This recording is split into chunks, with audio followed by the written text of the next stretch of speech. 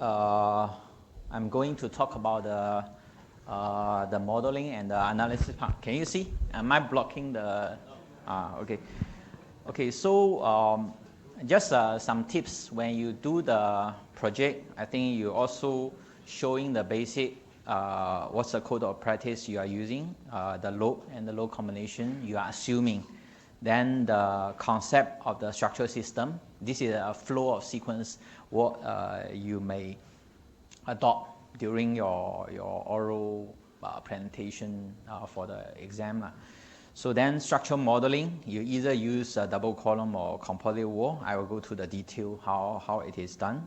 And also the design of the horizontal tie, vertical tie, and also some critical removal of element, then robustness check. Just to keep it simple, no need every element to be designed, but this is a general what we will be expecting. And this will be the same way when you're presenting to BCA authority. You are not showing all the detail, but you are showing some of the essence in your analysis and the modeling. Okay, this is just standard. You can copy of the same Singapore code of reference. And the load actions, I think just normal for your reference only. Just for example, the 25 for the slab thickness beam is you can treat as your own modeling, e-test modeling. And some of the finish you can do two methods. One, thanks. Okay, thanks. So the modeling, you can either use a script of 1.2 plus partition wall, easy distribute load 1.0, and the ceiling load and the M&E load add up together as a lump UDL. Or you can additionally do your line load by your own if you want. But it will be more tricky and your modeling will be more difficult. Okay. This is standard Singapore distribution load, so you can add on to your modeling. The remaining is just for info. Okay, load combination. This is just a general load combination. I'm not going to the detail, but there's one load combination I need to tell you. There's some tricky portion. Is between the BS difference and the Eurocode difference. BCA specifically adding back the notional load despite the geometry imperfection. So that's the difference. We used to use notional horizontal load 1.5 for dead load for the BS 110 or CP65. For the steel, is 0.5% dead and live or 1% of the dead. But for the Eurocode, they changed to geometry imperfection, which is 0.5%. Okay, but for the BCA, they do a finding. That means comparing the geometry imperfection, comparing to the original notional horizontal load, they found notional horizontal sometimes bigger. So to be conservative, geometry imperfection they consider is not sufficient. They still want to add in one more loading. So there's a code regulation specifically for Singapore. You need to design wing loading not to be less than 1.5% of the unfactored dead load. So you need to add in to replace the wing load. Replace the wing load here. But there's one tricky portion here. A lot of people using, this is a dominant action, the variable action. This is the wing load action. So the variable action, you see this combination is 1.05, while the other is 1.5. This one is variable is 1.5. This is 0.75. Why? If it replaced with 1.5% of the dead load, you are getting the same, and this load combination always govern. There's no difference. There will be a problem. The analysis actually not so correct for this load combination.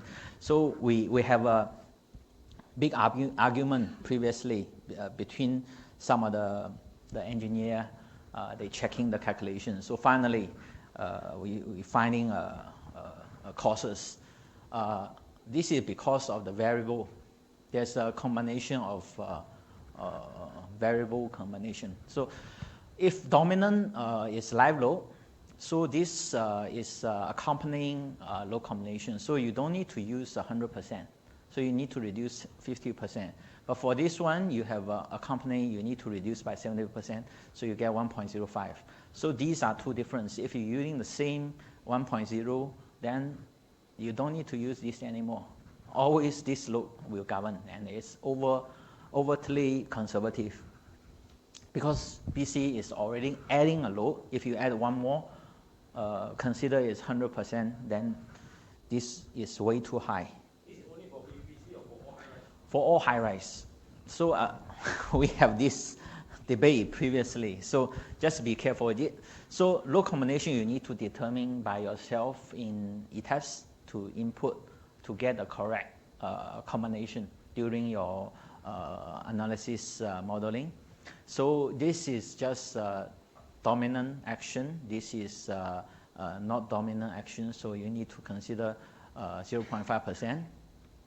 So similarly, for notional load, that's why we have a reduction. If you use 1.0, it's overtly conservative. Okay? So similarly, in this location, you can see this is a reduction. There's a reduction for this. So just be careful of this special point. Okay? Okay, then you need to do another service combination, so which is for checking the serviceability, to checking the deformation and all those. So you need to have this serviceability combination, and also the side jaw combination, and also you need to have a seismic combination, which you need to take out all the factors. Yeah, okay. This is just for two-directional action, because the building, you don't know where the seismic will come from. So just as normal practice, you either use SRSS CQC combination for your seismic, the response spectrum, or you just use one direction with static force, 100% in X, 30% in Y, or 100% in Y, 30% in X, vice versa. So there's an error here. So otherwise, you can use SRS combination for your seismic load for two direction. So getting the similar answer, but SRS may be response spectrum getting a lesser loading compared to the static force. Okay. Okay, this is just a sample how you do, but not necessarily this is the only way. You can do a lot of different methods. So you can go to define load pattern. You define the load pattern with notional load, auto generation, or with the self-weight and the SDL. You can define self-weight and SDL. Then you generate the remaining by percentage. Yeah. So similarly, you can do the same thing. Notional load you can define as a percentage of this loading, or you just define loading apply also can. This is the other one, 0.05 if you have another load case. Yeah. Okay. So GIX is geometry imperfection. So in the X direction, so you can similarly define the same thing, 0.5% as just now show. So that's according to the code you can input here. This is the dead load. This is live load. Okay.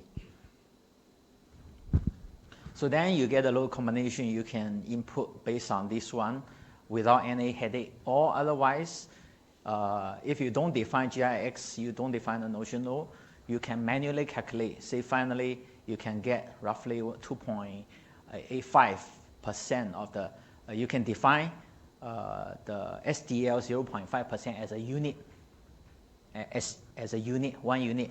Then this unit you can just calculate based on your own. Then you finally getting 2.8%, 85%, or 1.5%, depending on your manual calculation. Then you input. You take the dead load, the NX 0.5% of the dead load. You're taking this as a unit. Then you input by your own also can. This is simplification.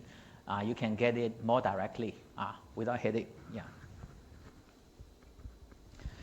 Okay, then some tips for your modeling and analysis. So if you do a tall building analysis, you don't want to model in a lot of things, otherwise you create a lot of problem.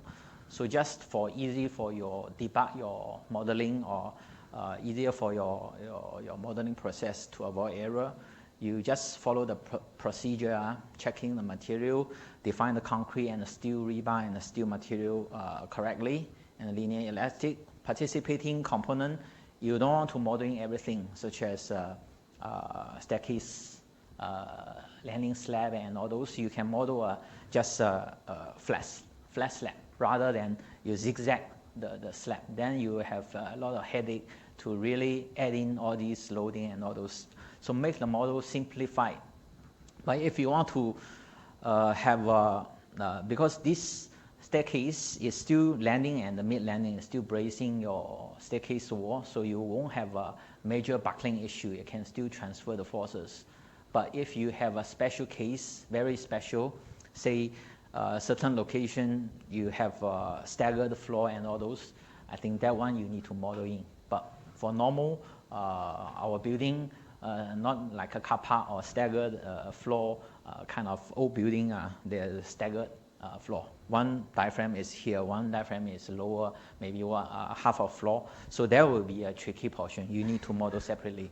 But for this one, I'm talking about general staircase. You don't need to 100% model in, otherwise you'll be problem.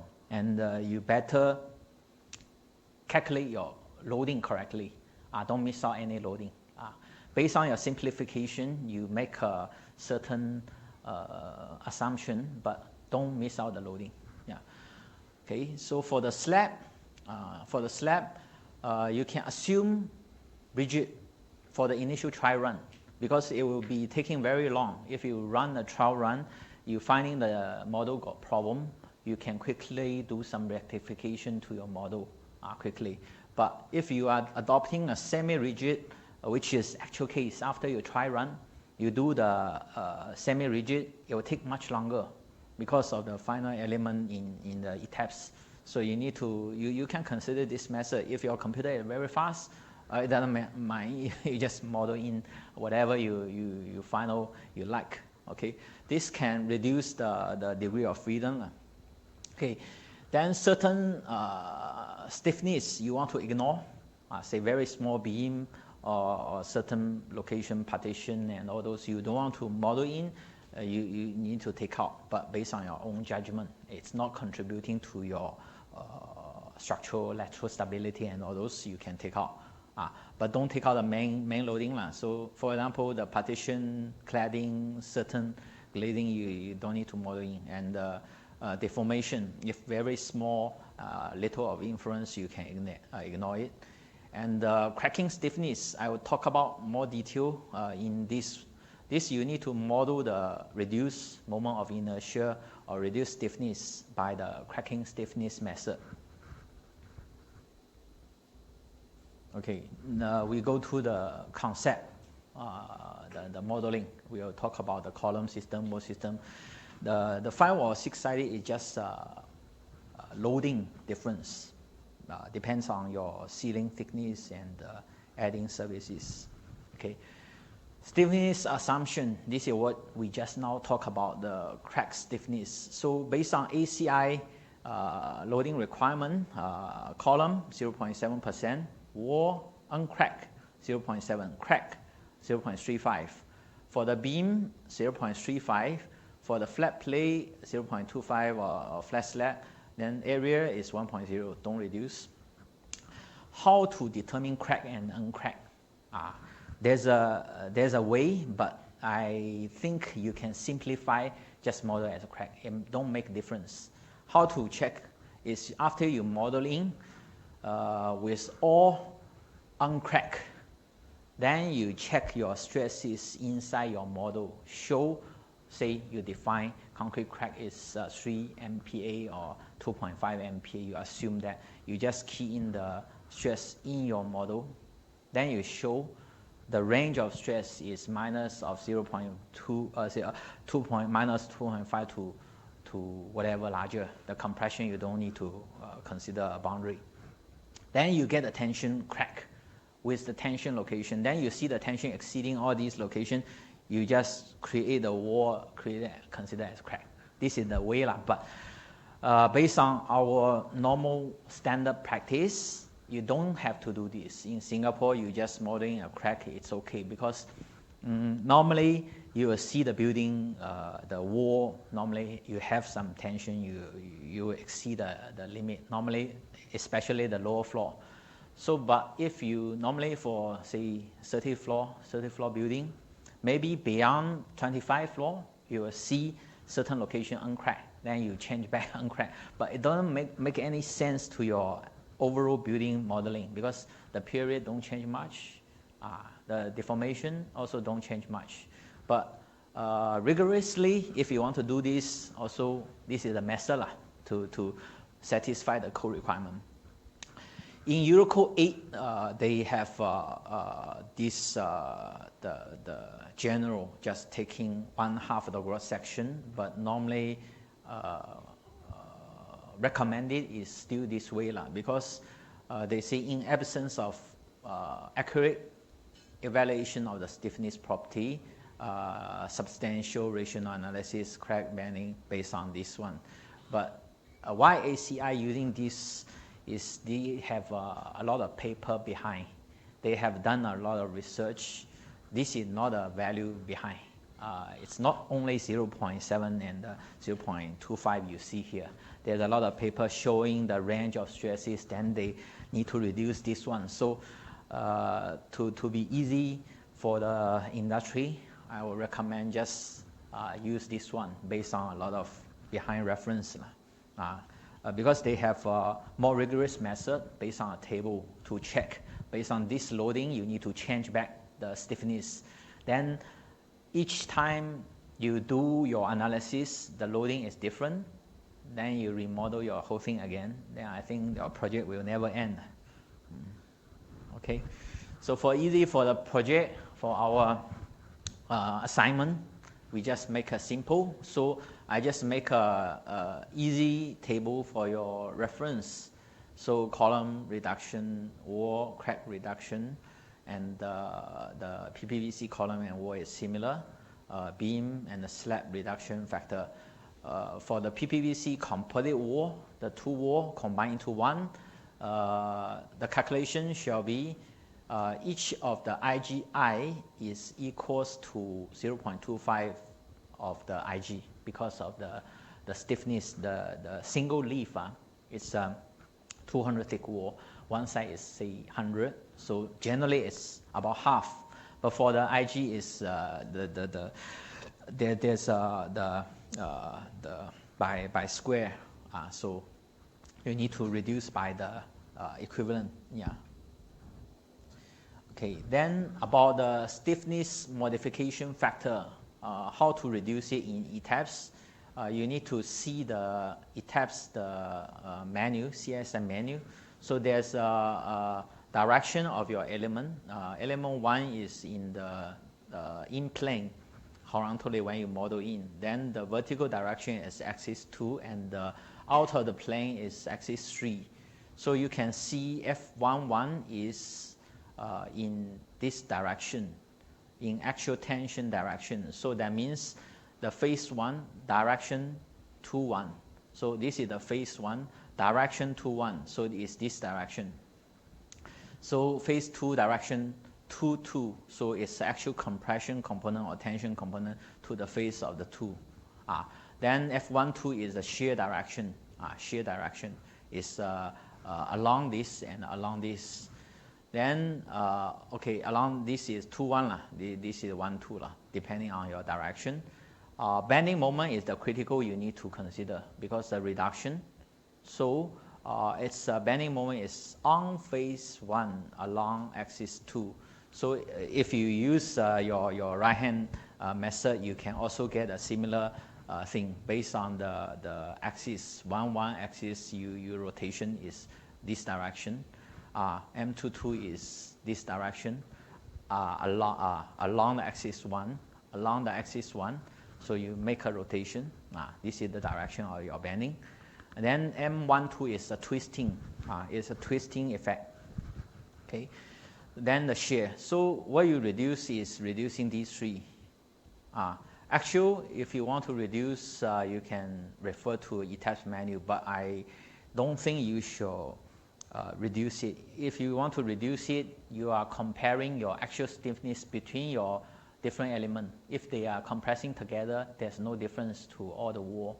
But if you model in different F11, then certain element will attract lesser force. Because the stiffness, if you reduce this one, you don't reduce other wall. The other wall will attract more forces. This one will take lesser forces. So it may give you other problem.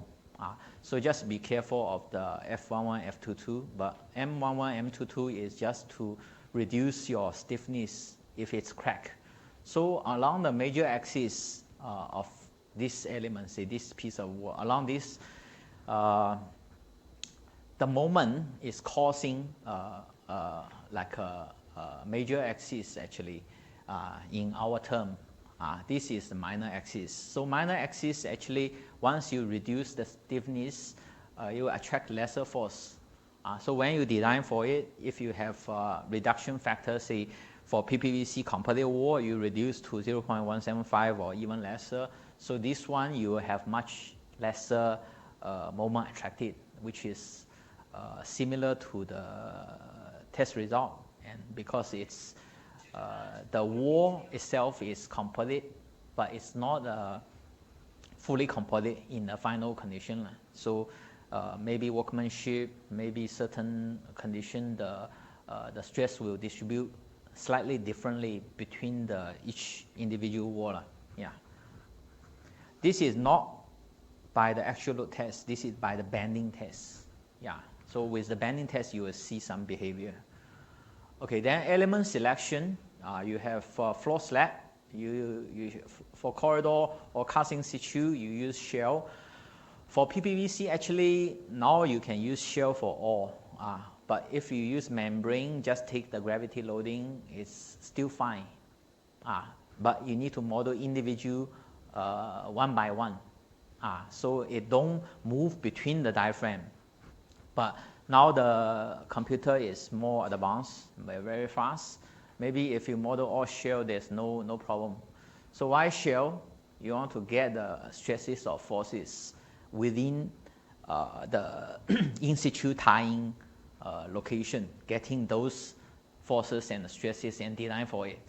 But if you use a membrane is an element that it don't have in-plane deformation, so you won't get any of the stresses in between.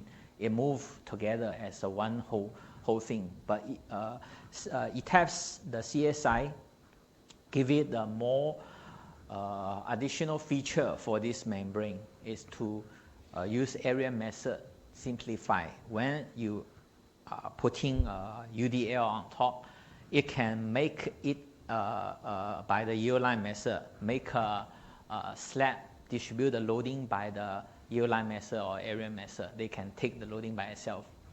When we previously, during our young engineer stage, I doubt it. So sometimes I try to check after I model in, I check whether these elements are really transfer the loading correctly. Because if you mesh not correctly, element line or point is not attaching each other, certain loading may be missing. So just be careful when you're doing the modeling, because CSI is improving their element. So certain location you have misattachment, they may still help you to combine the loading back inside. But we used to have a lot of problem during early stage. Certain loading is missing, so we need to even in membrane we have other ways to select a lot of point or create a different element to resolve it. But just be careful of the selection of your element. Even shell, sometimes you have this problem. Okay, wall, normally you use shell. You need to get the stresses inside. Okay, low pass.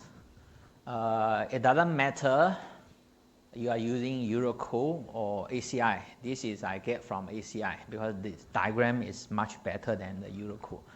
Eurocool, diaphragm and floor loading transfer, they use a different mechanism. They say tie, peripheral tie, internal tie, wall tie. But this ACI, they gave a very good interpretation. So this is a diaphragm, be it rigid or non-rigid or semi-rigid, this is diaphragm. So how to transfer the loading to the element of lateral load resisting, the shear wall here, how to transfer is by this diaphragm. This diaphragm you can treat as lay flat deep beam or deep truss laying horizontally. So you can see there's a tension cord. You have a loading in this direction. You have a tension cord here. You have a compression cord in this location. And finally, it transfer to the structural shear wall lateral load resisting element here. So they call this is a collector element to collect all the shear forces from the D-beam to the shear wall, and this they call tie element, tension or compression, the cord element. So it's same as our Eurocode term of the peripheral tie, similar. Then this is the structural wall lateral load resistance. This is wing pressure you generate onto your facade element. You want to transfer to the structural member. There's two ways in ETAPS. You can either modeling a line load inside your element, taking the pressure, or you do a diaphragm, acting on a diaphragm, let it distribute, or you create a shear element, apply the load. Shear element, apply the load is more accurate, but a lot of problem because you need to separate the loading floor by floor. So line element is a better way, and another way is doing apply inside the diaphragm. But apply inside diaphragm, I show you later how to apply. There's a different ways to apply. Okay, and the certain location, if there's a transfer, you have struts and inclined column struts and different force.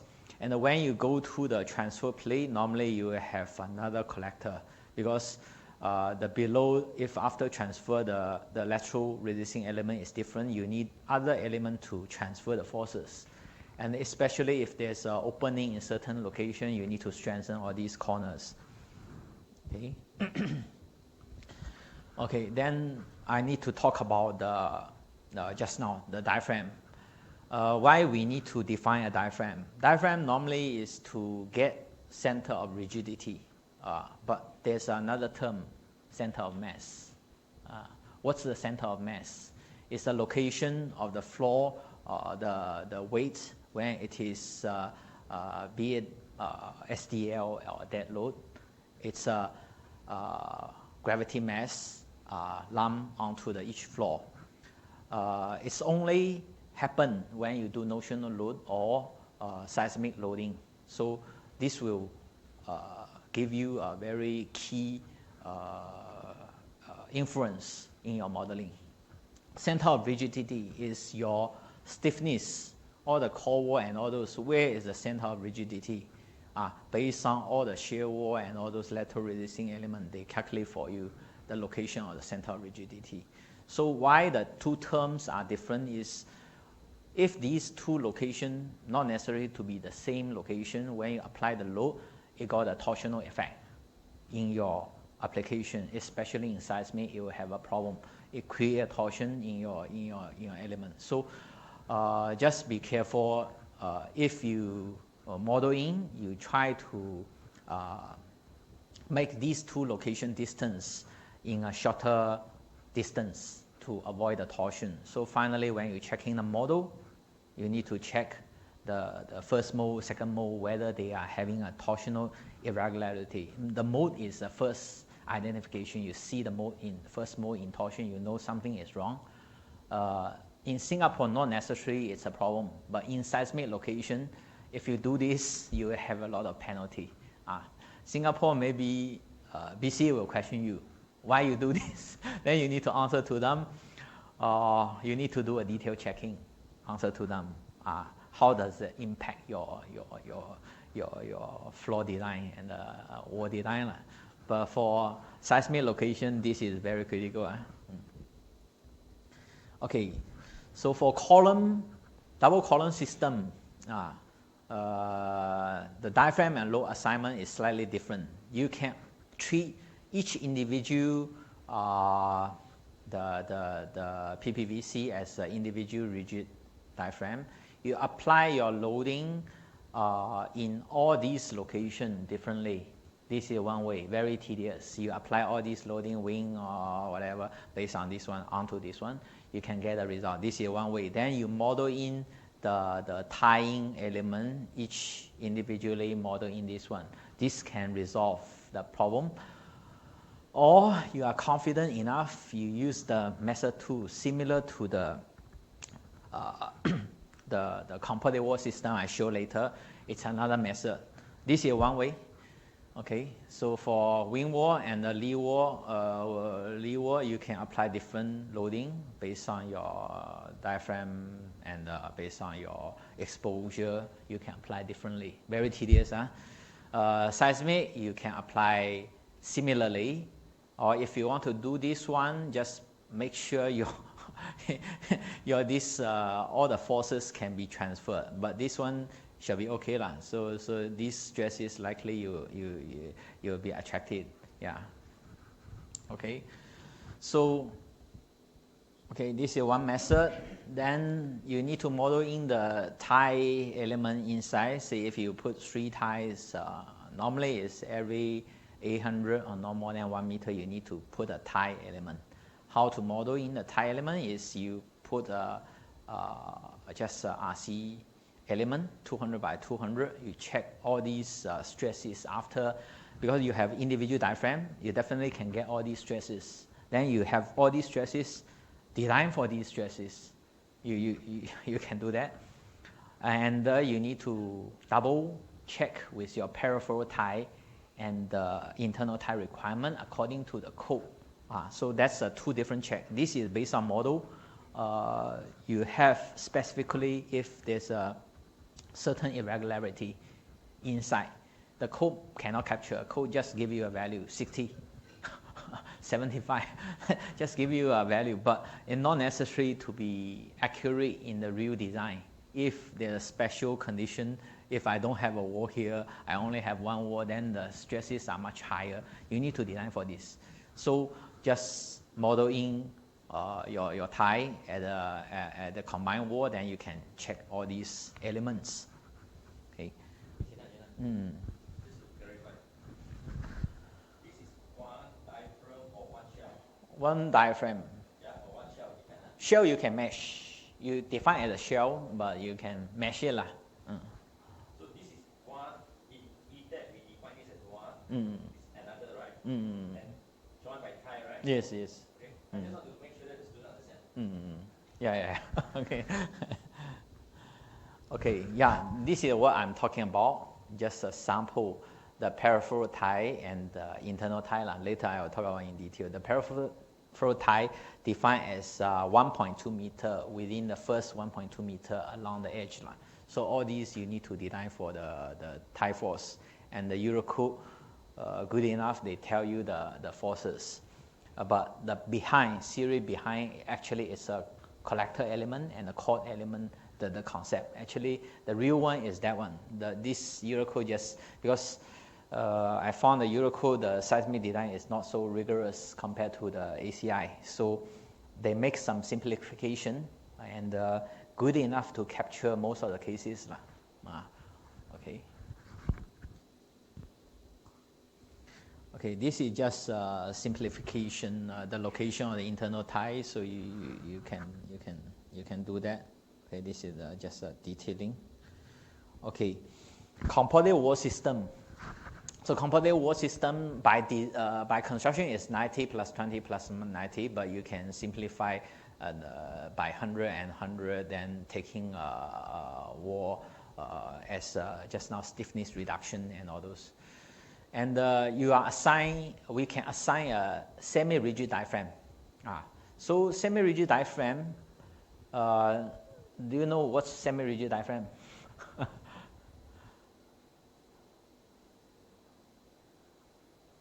Why we use a semi-rigid diaphragm? So for rigid diaphragm, all the corner, when you show this one, all the corner move as a one monolithic.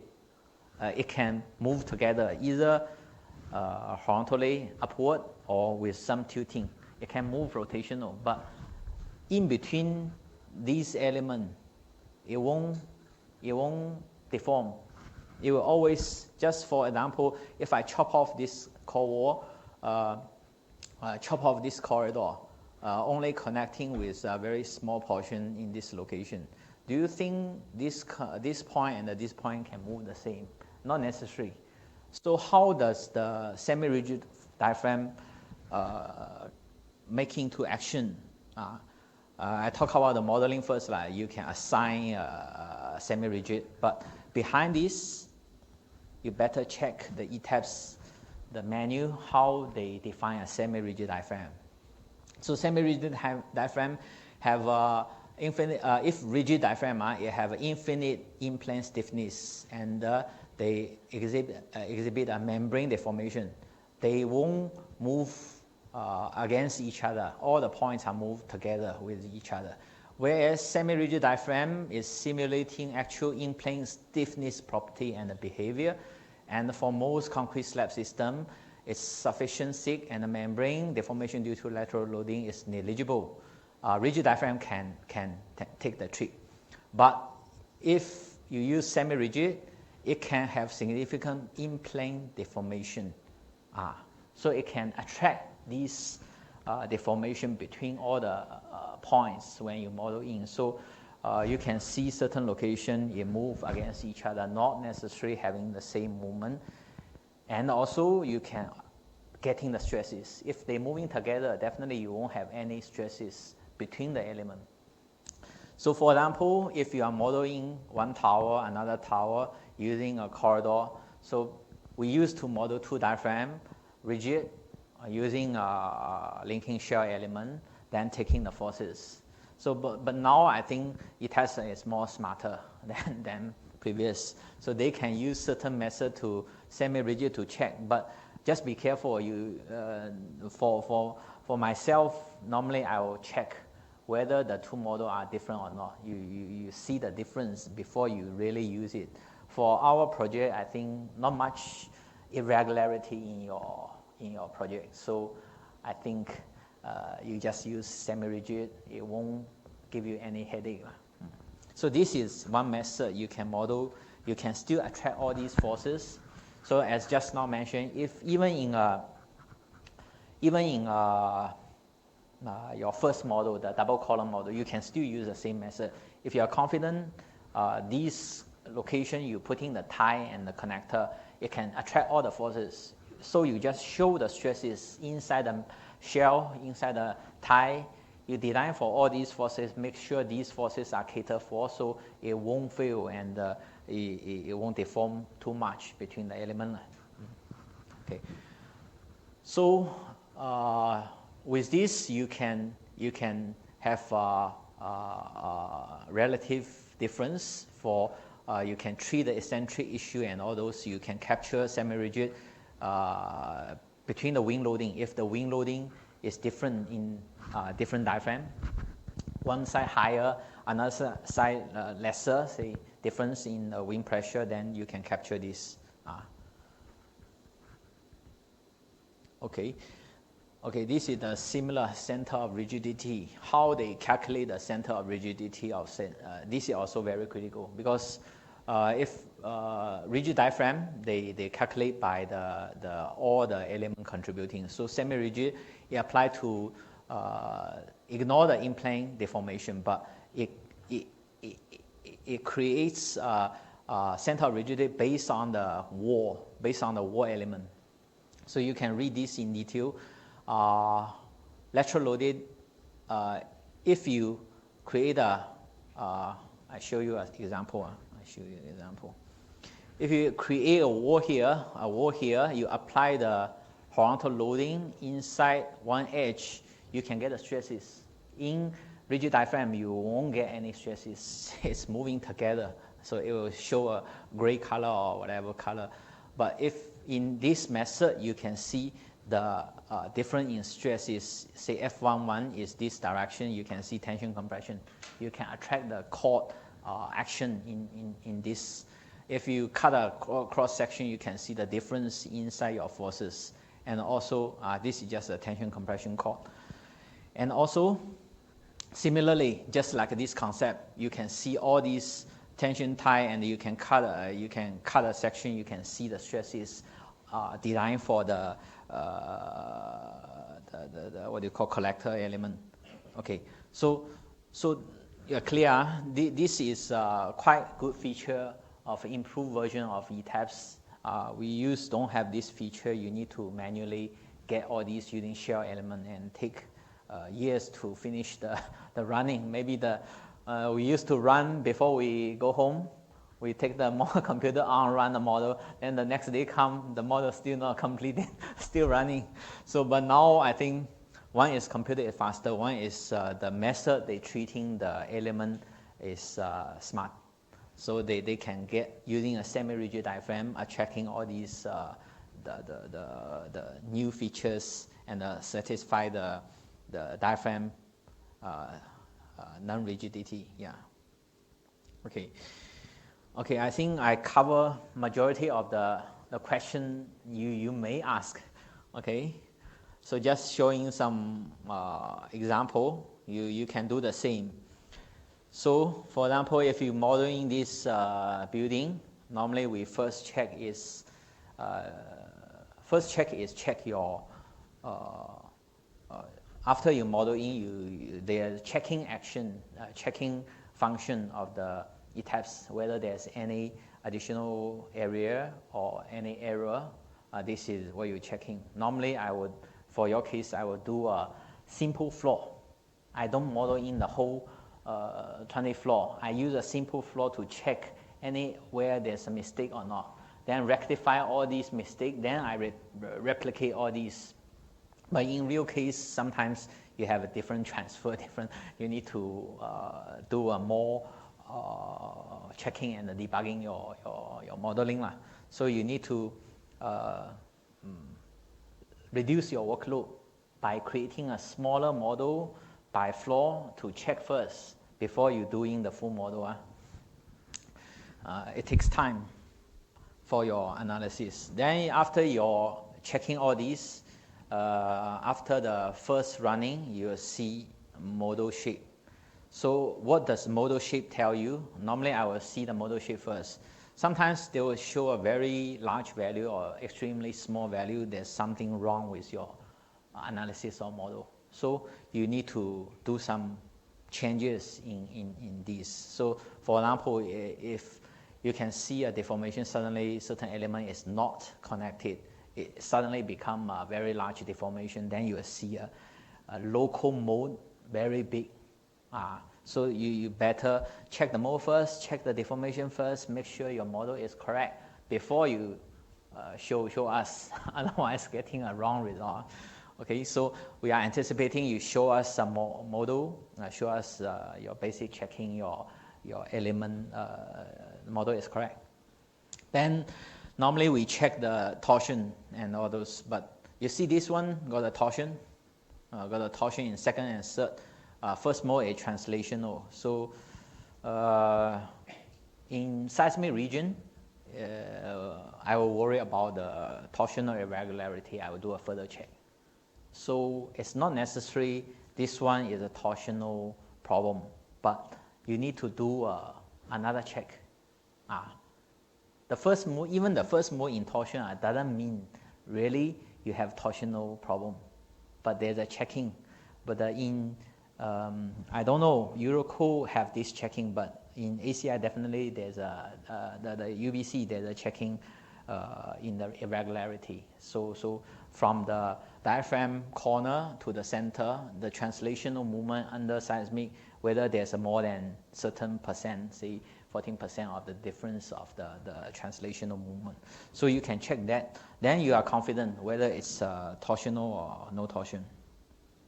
Then you can show lateral loading, wing and the seismic, you can generally see the lateral displacement, and you can see the inter-story drift. So normally you need to control the by the code 10500 for the inter-story drift and the overall deformation control, and also the seismic. There's a different calculation check based on the story drift. So you need to do some checking and make sure it passes. And also you can do a simplified verification based on your model. So normally I would take a certain column, just do a hand manual calculation to check if your column loading is correct.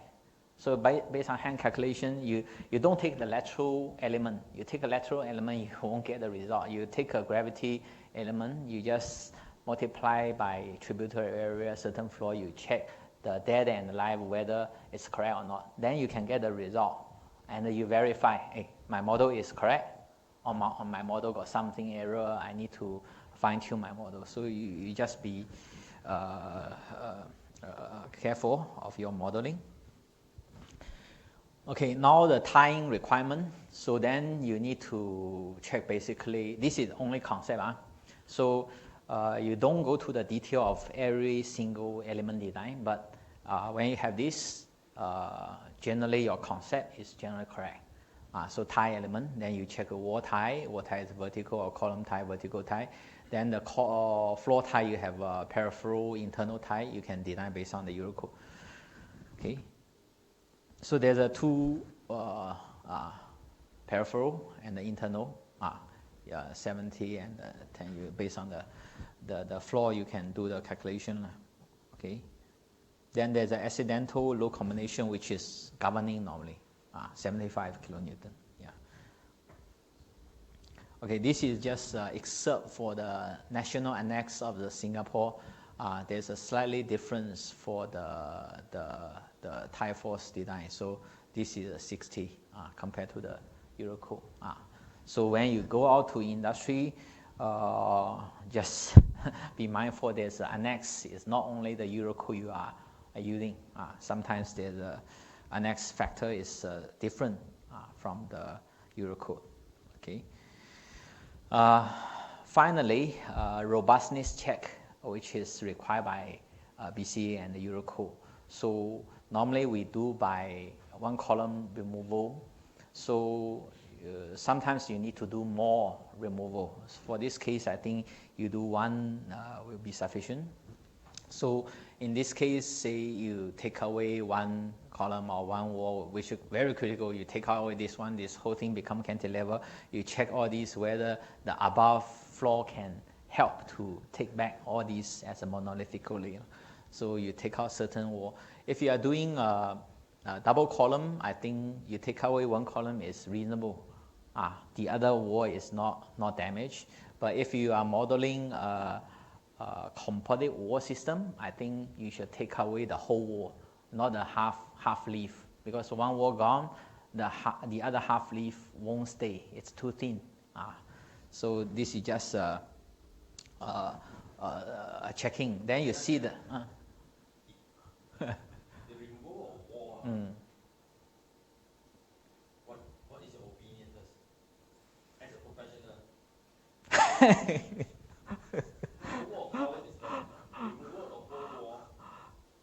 This is a requirement by BCA. We need to satisfy the requirement. But Not reasonable. yeah, not reasonable. But normally they have a saying. They say if there's a gas explosion or whatever, the whole thing gone, what will happen? But if you move a gable end wall, it's really die. In case if I remove this one, I don't think the building can be stable, right? So it's a bit tricky sometimes. Wouldn't BCA accept, just for discussion, that if it is a critical element, we decide for higher safety factor? Would they just accept? Okay. Safety factor of 2 instead of the normal? Same as what we did. Okay, there's one case we did. It's a very large industrial building. So you have no choice. If I remove one column, then the whole thing collapse. So we just say, okay, I design double sides, okay. Initially, we didn't say that. We said, okay, if you want, I put two columns, one column here, one column here. then it's very unreasonable. BC also say it's not so reasonable. Can you improve? Okay, I combine these two into one, and I design double safety factor, okay or not? Then I don't need this. Actually, double safety factor, you're not necessary to increase the column by double size. You normally increase maybe 50%. It's more than sufficient. So it's a tricky portion. It's not reasonable, but we have no choice. We are working under the system. If someone give me a comment, I cannot argue with the whole system. So we need to find a ways to pass the the method. Yeah, that's very good. Because in VS Code, they do allow. In the old VS Code, Yeah. critical elements just increase the safety factor to 2. Yeah, this still can be achieved. Sometimes the building at the corner, we have problems. Yes. Internal, I think it's got less problem. Yeah. Internally, no issue. So if we want external, we have safety factor of 2. Yeah, agree. Agree. I utilize, well, not necessary safety factor of 2. This is accidental locase. Yeah, so accidental locase. So the load factor is reduced. So when the load factor is reduced, you design for double safety factor of the reduced load. You still not so bad, not so bad. So we did this.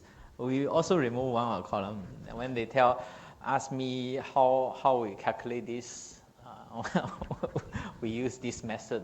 All the columns are checking based on only the 50%, but based on the accidental locase. Not too difficult. Yeah. Accepted by ECA? You case by case lah. Certain officer can approve you. Certain officer they'll give you other question lah. Okay. But now I think Chen Yong is different in commenting lah. I didn't see him commenting this way lah. Mr. Chu will comment you definitely. Retired, yeah. So he no longer commenting this. Yeah. Yeah, so that's about all. I think, yeah, you're just checking all the diaphragm and all those. So just some tips when you do all these, just make a systematic flow of your presentation, just a concept, generally concept, certain element checking and a certain element you take out, do analysis and the design. If you do the whole building, I think you don't have time to finish it. Then make sure you check your model during your presentation. Make sure all the deformation or period is not excessively different from normal anticipation, because we know roughly what's the period it will be. So if you are getting a very soft building or very rigid building, then maybe something is wrong. So double check the model before you finally showing. Yeah. Q&A. Yeah. Ask him as much questions as you want, because next week is not a normal day, okay? Next week is Oh, next week is the week 5. okay. Can I think I answer most of the questions you just now want to ask me, right? by these slides. The real one. I actually have one simple question. Okay. In the old day when I designed condo, I do not, okay, just listen. Is they are still standing, don't worry. Live load for condo is 1.5 throughout, regardless of staircase and lobby. I don't know what happened to Eurocode. Eurocode is different. The lobby and the staircase is 3 and 4 lah. So it's yeah, different. Actually, it won't. You won't stack all this. The reason why Eurocode is not quite right, because if your floor is 1.5, which include Furniture. your fridge and everything, okay? 1.5. Corridor, how can it be more than 1.5? Because don't have desk. Maybe you are talking about people putting planter box. also not so reasonable lah. Not so reasonable, yeah. Yeah. 1.5 throughout the way now. Yeah. Just to let you guys know, the whole condo is all 1.5 throughout, including escape staircase. Am I right? Yes. Just see, you can see the code changes, but you can do. But always the code and the code changes are always making you more conservative design. Just now I showed the example of GIX. Eurocode introduced the geometry imperfection. Plus already. Then after checking, it's lesser than the notional load. They add back. You need to be more. So finally, the envelope is bigger than the previous design. So Eurocode normally result in much more reinforcement than previously. So, and the Eurocode is more difficult in terms of checking compared to the BS.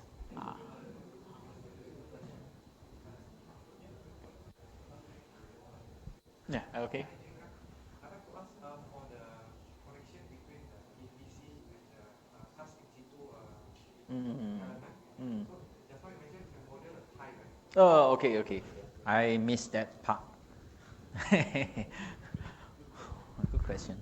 I won't ask, but you better ask me. Okay. Just I ask you the question, how will you connect? You adding only one rebar? No lah. You just for the formwork you just start a bar all the way come out. What's the difference compared to in situ? It's just a precast interface connection. Okay, very simple. I draw here. This is the PPVC. This is the corridor you want to connect. This is the PPVC. How you want to do? Just put top and bottom rebar all the way out. Simple as that. So what's the difference? Compare this one to your cast in situ co-joint. What's the difference between this one to your precast to precast joint? No difference. So just make it simple. Think of construction. This is the PPVC, this is PPVC. Think of construction. What's the easy way for you to do? You just make a simple mold, whatever rebar inside, you just start out, you just cast like this. And when you transport to the site, you install and cast in situ together. Yeah. If you make a connection, it may be more difficult for you because recess and all those, not easy. You need to box out. Okay. No need. This is just a monolithic. You just treat it as a monolithic already. Yeah. And the monolithic, there's a lot of testing by ACI. Eurocode didn't say it, although they have testing, but they didn't say it. ACI testing is 70 mm topping can do all the trick, make a diaphragm action. So no specific thing for precast. You just tie all the element together with a diaphragm, with a topping. You can transfer all the loading together. Yeah.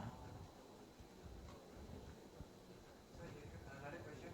So for the double column PVC system, do you consider the double column to take lateral load? No, based on stiffness. Once you have the stiffness reduction already, the lateral load will distribute the load to these elements by nature. And these forces can be designed. You just think of the actual behavior of a building. No matter how, these elements, you will attract force depending on your stiffness. So just design for this. Unless there's a special problem, in certain case, very irregular building, certain location you have a problem, you cannot design for this. You need to think of a detailing, matching your analysis to resolve the problem.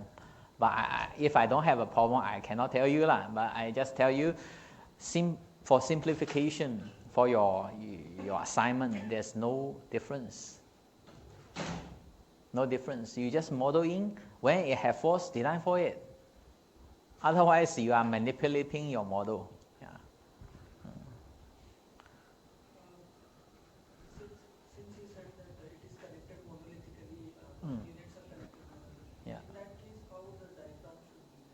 Oh, diaphragm is all connecting together already. Okay. Okay, for example, for this case, for example, if this is the individual diaphragm, all this is a diaphragm, all the in situ is diaphragm. So all the in situ, when the points are connected, all the shell are connected, these diaphragm are connecting together. These location will translationally move together. It won't deform between each other. Huh? Exterior part is because an individual, you have a diaphragm, so you're connecting only by the single tie. So your tie will have movement in those elements. But if you use semi-rigid die, you will achieve the similar result.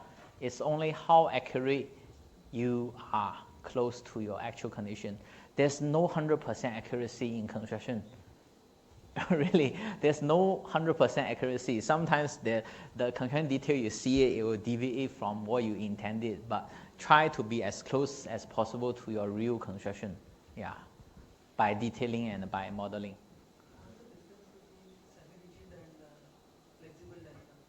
There's no flexible diaphragm. Semi-rigid is already flexible diaphragm.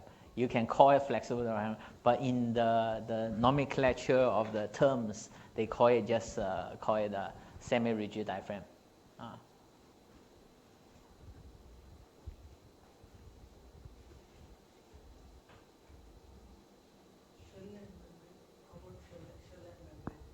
Okay, shell and a membrane is an element.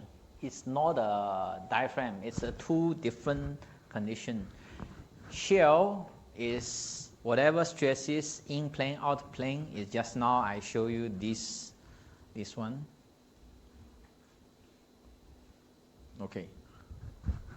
This is the shell element. You have F11, F22, F12, M11, M22, M12. This is shell element. If membrane, you just take away the out plane. In plane, you cannot move. It don't have this stress. It will always connect together. That's the membrane. You cannot move together. Just imagine if you have F22 stress and strain. Once you have the stress, it will deform. But if a membrane, it won't deform. It just keep being a square body. It move together. So this is the difference. Okay. Then what's the semi-rigid and rigid diaphragm compared to this one is each individual element when you model in, how they connected and how they move in between each other. That's the diaphragm. Another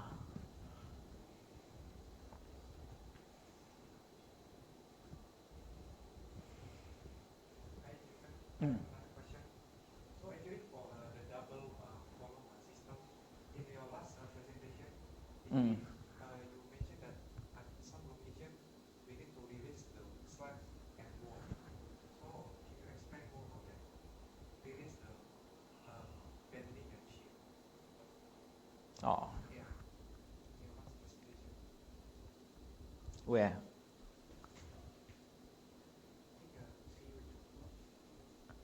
Okay. Huh? Oh, first presentation. Okay. It's okay, I have here.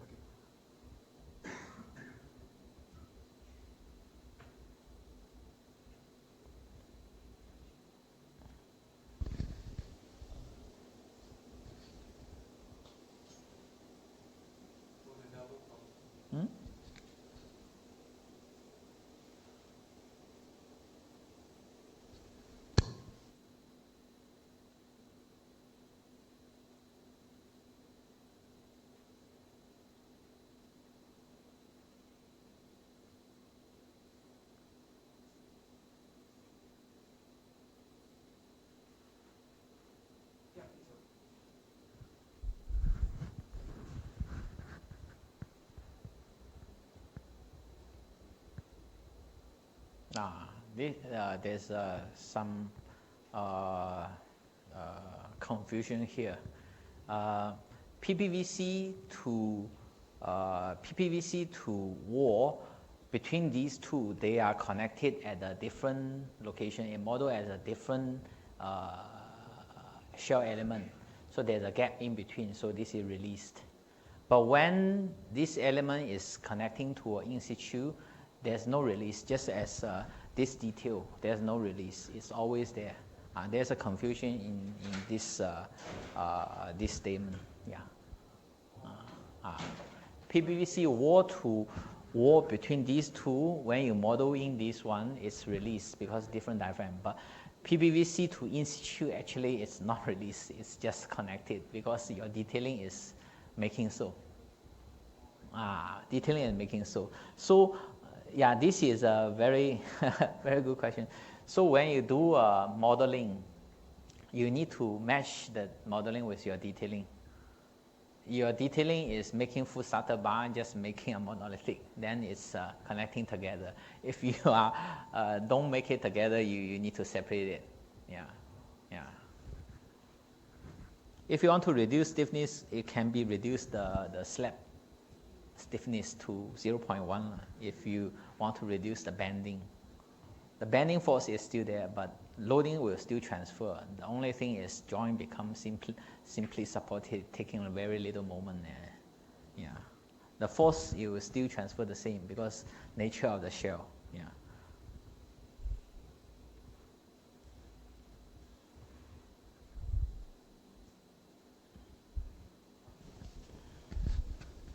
Any other question? Thai.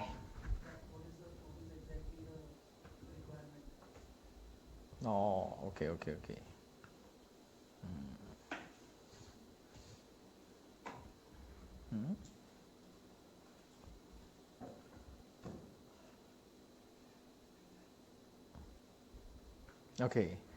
Peripheral tie, you can read the code. So you just design for the tie force length of the end span, then design for the tie, this is tie force. There's a minimum value you need to achieve is Q2. Q2, Eurocode 70, Singapore 60. So this is the recommended value for Q1 is 10 kilonewton per meter. Then you times the length, you're getting the value. Yeah. Okay, then next of the EC2 Singapore annex is there's a maximum value. You don't need to exceed that. It's 60 or you don't need to exceed 60 or 20 plus 4 times the number of story. So 20-story building 4 times, you're getting those value. And internal tie is similar based on Eurocode. 20 kilonewton per meter you need to design for each direction. You just provide rebar or connectors to cater for the 20 kilonewton per meter force, or you can calculate based on the, and also you need to calculate based on the dead and live load. No power. The computer need a rest. Okay, so you can read the code. It's not difficult, very simple calculation. The concept is just also simple. It's just the collector element. Yeah.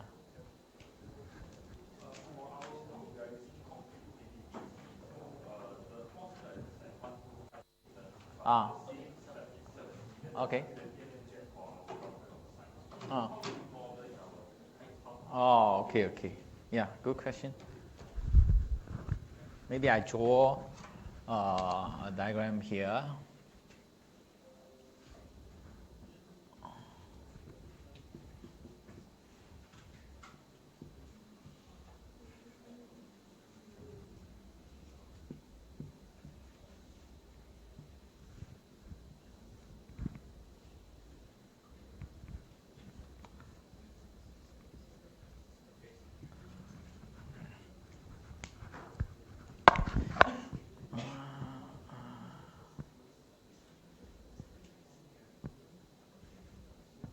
Okay.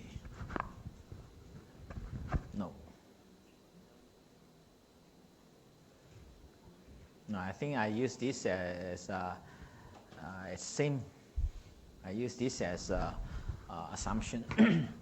And this one, you just treat it, this is a ceiling. There's a beam up and below. You have a loading transfer to this location. So there are 2 checking actually you need to check.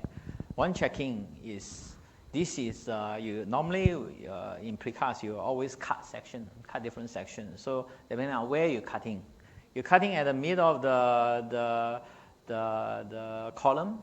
You design for the column reinforcement inside. You have a center rebar or whatever side rebar you design for that. You need to design for the buckling length. Then at this location you design for bearing. In BS code last time I mentioned, Euro code and the BS code bearing are different. Now BS code bearing are more released. Euro code become more and more tightened. So you can have a bearing check for the element. Bearing check is alpha CC FCK prime divided by the gamma factor. Alpha CC FCK divided by gamma factor. Sometimes it times 0.8. You can check. There's a good book by Elliott. They have a different location of the bearing. More than one case. If there's a beam, you have a bearing element, you have eccentric loading and bending different. So normally it's 0.8 alpha CC. Alpha CC is 0.85. Then FCK divided by gamma. Gamma is 1.5 for the bearing. So finally, in BS code, very simple. Wet bearing, FCU. Dry bearing, 0.4.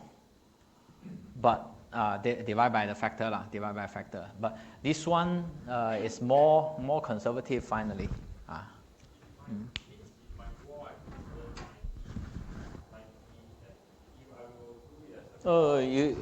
For composite wall, you don't do a 90 anymore. You already consider this as a monolithic. So you're cutting a section at the bearing location. If this is a monolithic, you have a bearing, you just cutting a monolithic because stress is low. You just check for the bearing location, whatever rebar inside, check for this stress.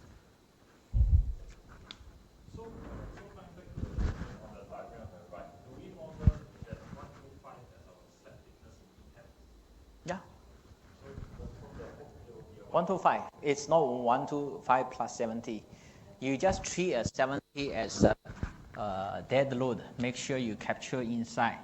Dead load or SDL, you just make sure it's captured inside the wall loading. You can add in, if you want to add in conservatively to 125 slab also can, but maybe you adding a line load just to the wall also possible. Because you don't design use ETAPS normally. You just manual calculation use design for the slab. So even if you design adding a loading to the slab, there's nothing wrong. You just design getting the wall loading and the design for the wall. But you don't use ETAPS to design for the slab. Normally, just using a spreadsheet. Yeah. What you're saying is that the roof loading can be added to the slab as a load. Yeah, for simplification. But you don't actually. You don't design for the. Simulate the ceiling slab as in ETAPS. No, that's very complicated. That's what I showing in the previous slides.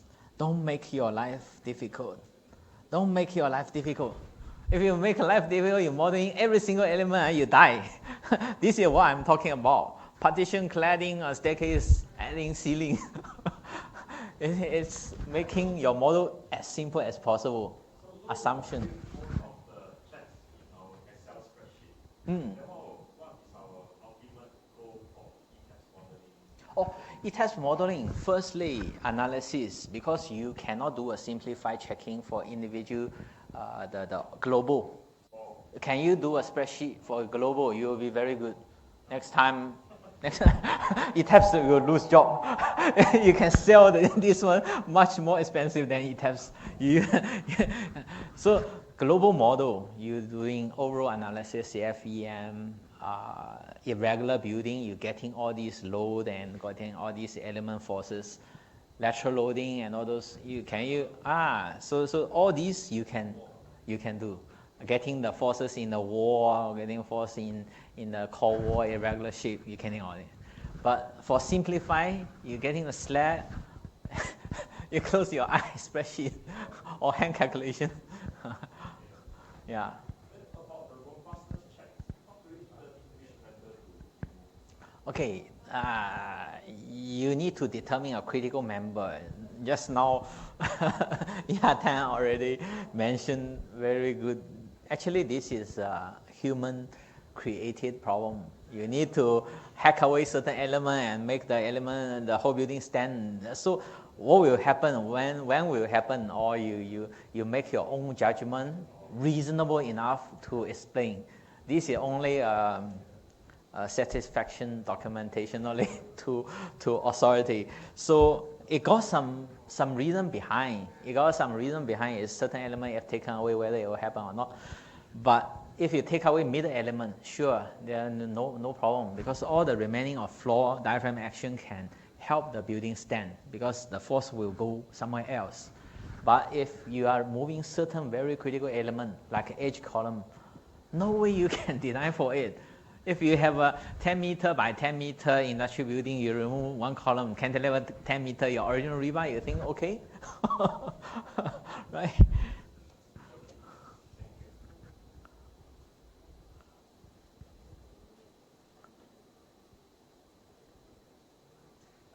I think for this project, if you cannot do robustness check, I think we can. We are okay lah. It's, it's okay lah. It's okay lah. I just showing for completeness. Next time you go to BC, you don't show this, getting scolded, don't blame me. They didn't teach you.